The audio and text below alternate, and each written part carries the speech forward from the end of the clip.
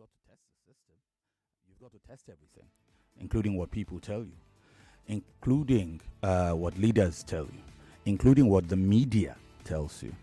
Um, because at the end of the day, it's a thin and fine line between what the reality is and what the narrative is. But can you tell the difference? Everything you hear in today's world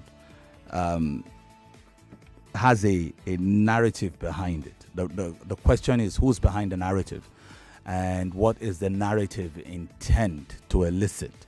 That's where it starts. So you've got to test it. And some people don't like the idea of asking people to test things. But if you don't test things, you'll just be like a shaft being blown by the wind here, there, everywhere. You would hear this in the morning, hear that other one in the afternoon. But you've got to find parameters. Look for sources you can trust.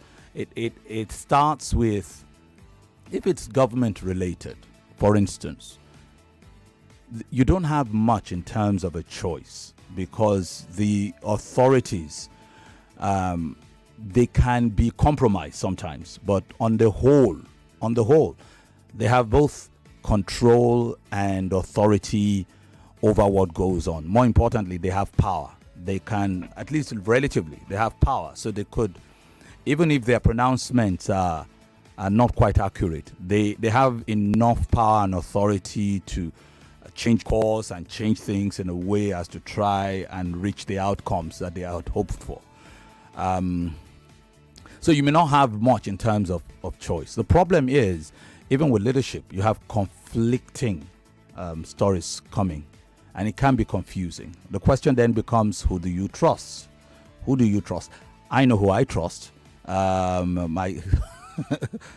know who I trust. My sources are from... I trust my sources on most matters. Yeah.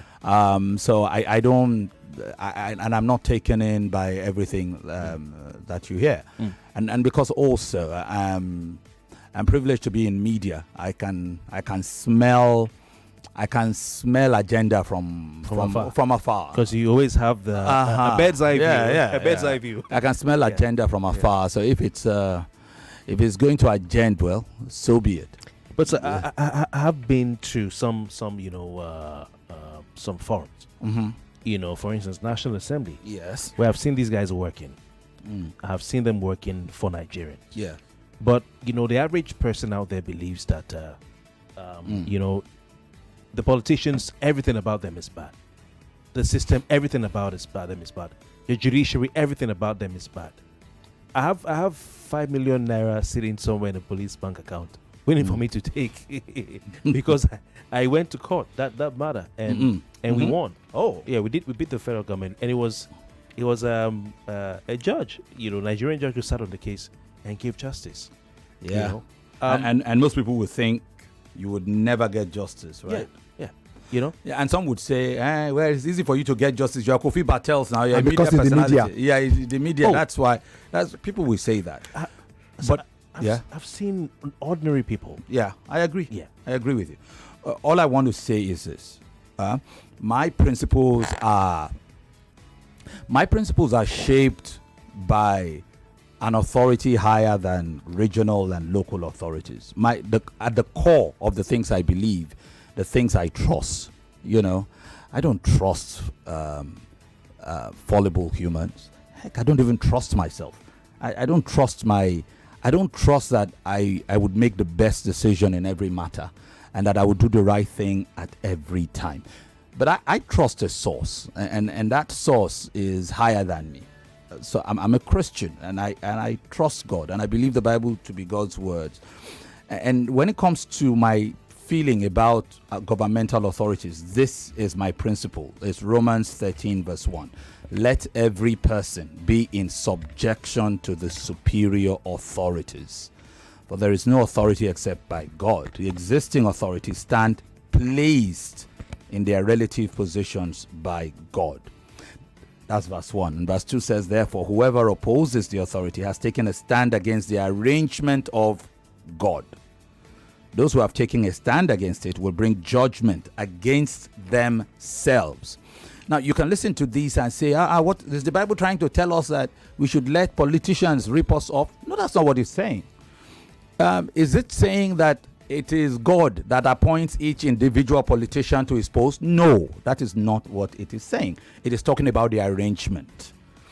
There is an arrangement for leadership amongst human, albeit in an imperfect human society, because human society is imperfect. Okay? Remember the time the Israelites in the Bible wanted a king, and God said, why are you asking a king? But I'm your king. Why are you asking for a king? And then they said, everybody has a king. All the other nations have a king. We don't have a king. Give us a king. We want to be like everybody else. And at that point, Samuel, who was a prophet, was so heartbroken. He was disappointed. And God said, look, it's not you they have rejected. Yeah. It is I whom they have rejected. See, they want a king. Give them a king. They want to be like other nations. Give them a king. But tell them, their eyes will see pepper in the hands of the king. The king will collect their wives, collect their daughters, make their sons slaves, and all of that. But it's the arrangement you want, so have it. So it's an arrangement. In an imperfect human society, God allows some people to rise to the position of leadership.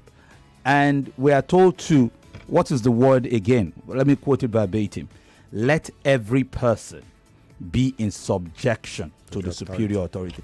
And then it says, the existing authorities stand placed in their relative positions by God. Therefore, whoever opposes the authority has taken a stand against the arrangement of God. So what does that mean? There are crooks in government, no doubt. There are wicked people in government. There are evil people in government, no doubt. Do you understand? The same way as the first king of Israel was a bad guy, really bad guy. And down through the line, they were very bad guys. One of them was Manasseh, whom the Bible says did on a grand scale what was bad in God's eyes. But he was a king.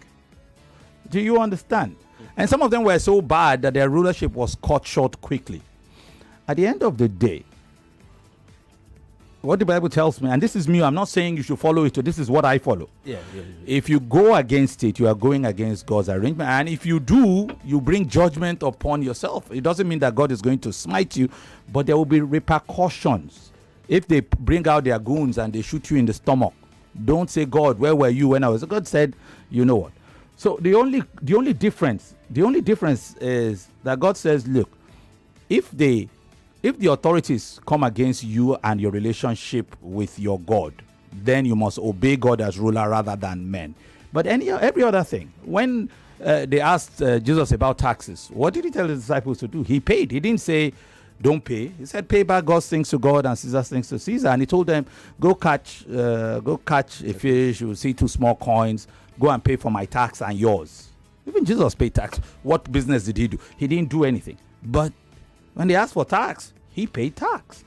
So that, for me, is the principle I follow. And I do not apologize for it. And I do not force anybody to follow it, which is why I do not support any political party or any government in Nigeria, abroad. I don't support. My only government is, my you don't vote. That's not even what I'm saying. What I'm saying is that I don't belong to any party. I'm a media man, but before I became a media man, I was a human being first. Do you understand? And so I don't support anyone. I do not oppose anyone.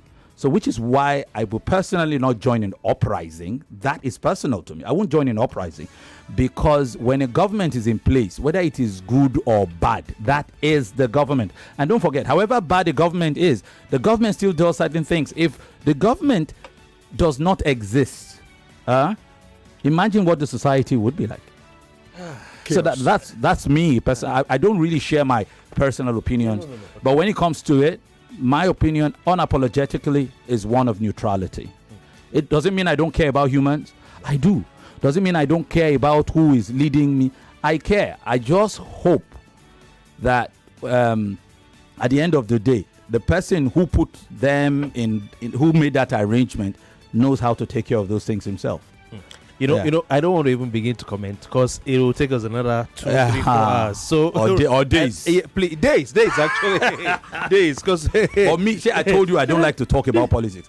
You force me. I've already said my position is neutrality. I do not have one party over another. Let me tell you another thing that shocks you. I'm a Nigerian, right? I'm a Nigerian. Is that correct? By birth, I'm a Akwa Ibom. My father is a Akwa Ibom. My mother is a blend of Imo State and Ogun State. My family is mixed. You understand? Am I happy that I'm a Nigerian? Yes. Do I think being a Nigerian makes me better than anybody else? No.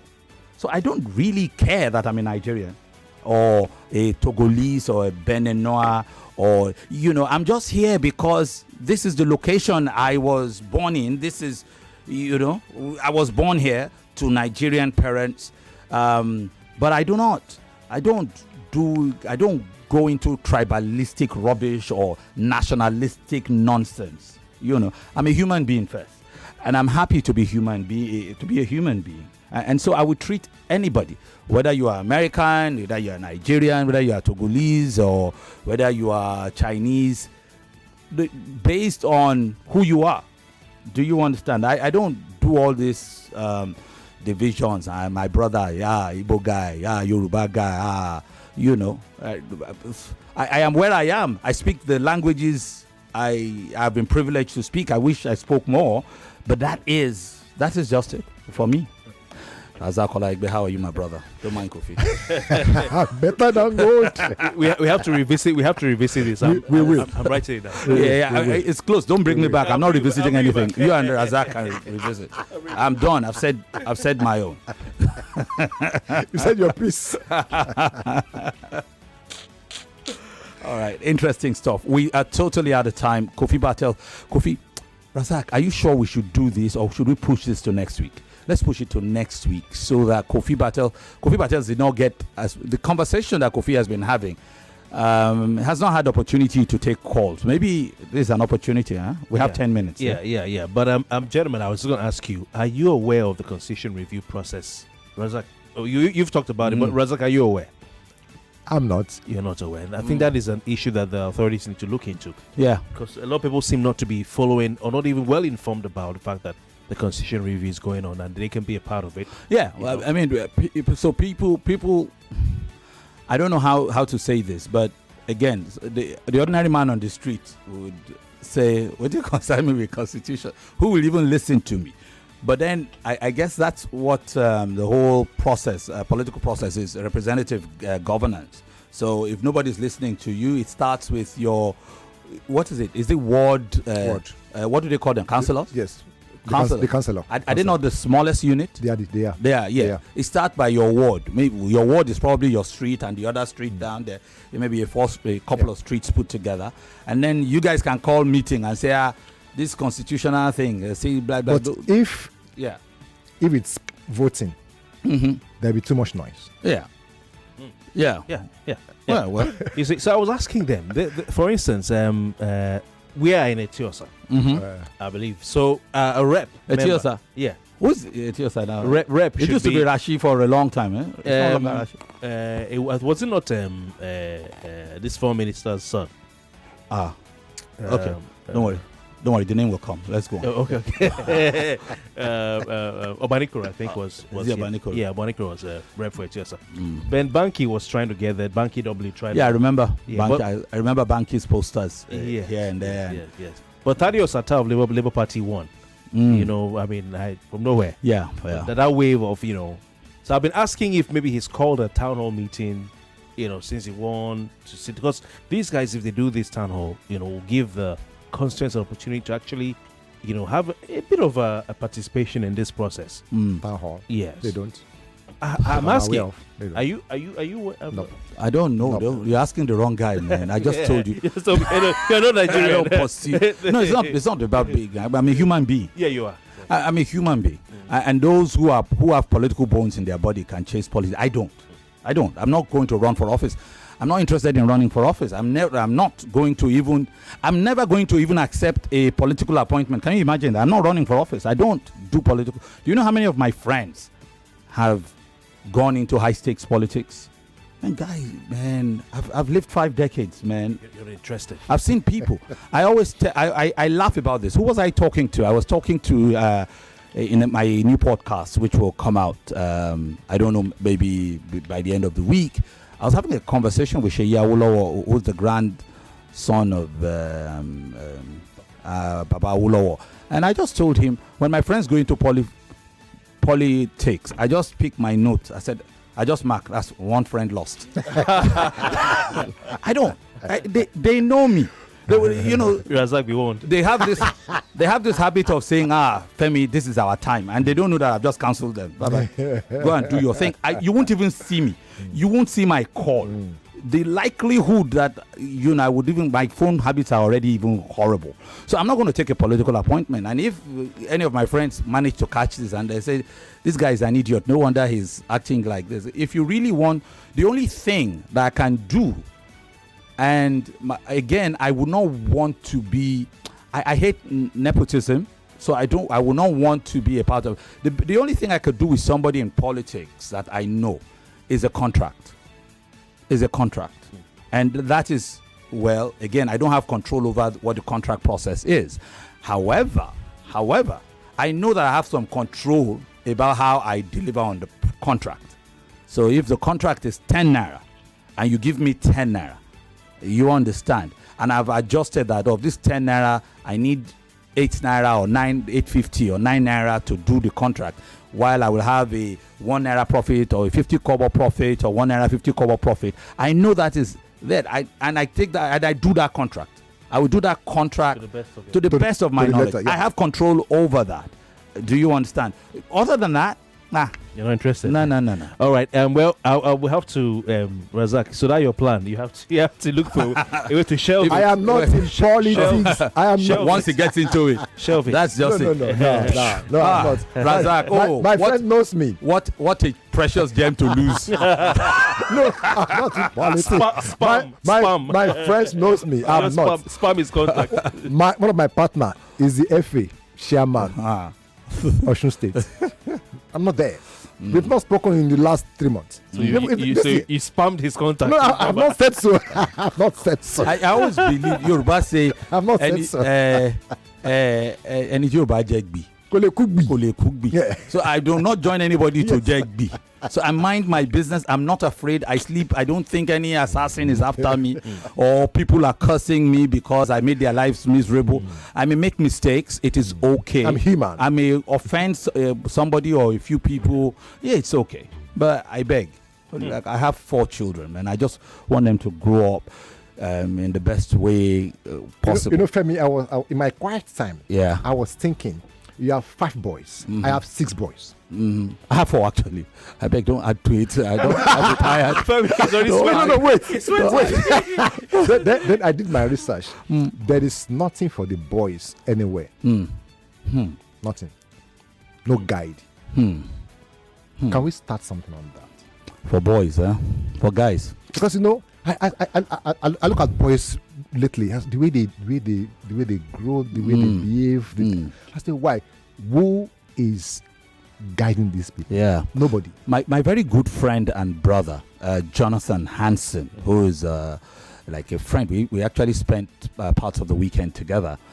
Great guy. He's also a media giant, and he's currently with News Central. Okay. He was even trending recently over. He trended recently over God knows what. What was that he was complaining about? I think it had to do with this the tragedy in Benue or something, and he was a guy who said, I don't even want to talk about this, and his co-host, the lady, said, I want to, something like that. So the point I'm making is that he has this podcast, he calls it Dear Men or something like that. So he is like, men, come close, let's talk, which I love because because yesterday's boys are today's men. And you see most of them, you marvel at how clueless they really are. So I can understand that he says dear men, maybe it should be more dear boys. Maybe you have to go back a little bit, because and Seyi Awolowo said to me in a podcast, the problem we have with society now is that children are raising children. Absolutely. You see, correct. the young parents, most of them have the mindset of children. They and I don't mean to disparage anybody, but it is the generation, and it started with our generation, small. We saw what happened with some of our parents. Some of our fathers were pretty authoritarian. Yeah. Do you understand? I had the most amazing father on this planet, but a number of people I saw around me had horrible dads.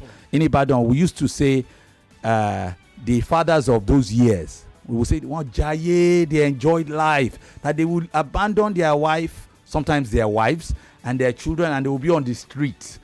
They will say, my friend Tunji used to say, that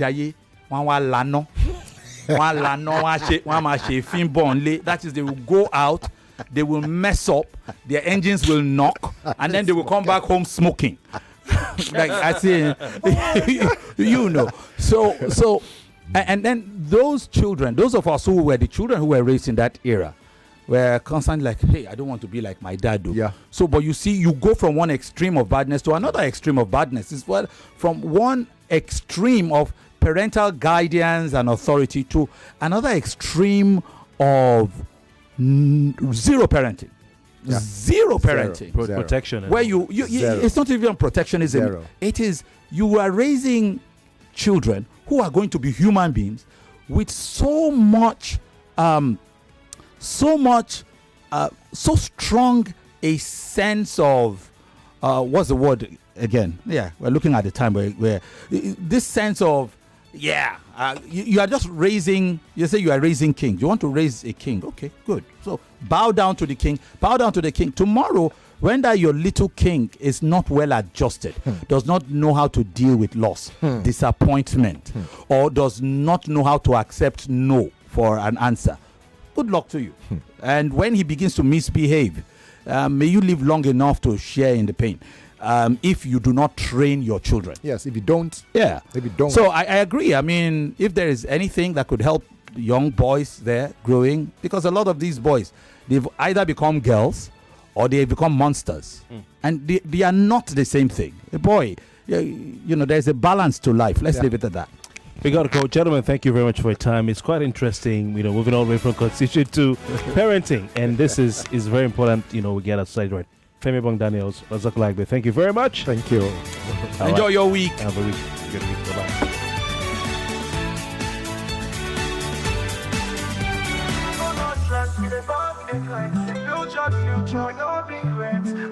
99.3 Nigeria Info. We are more than just radio.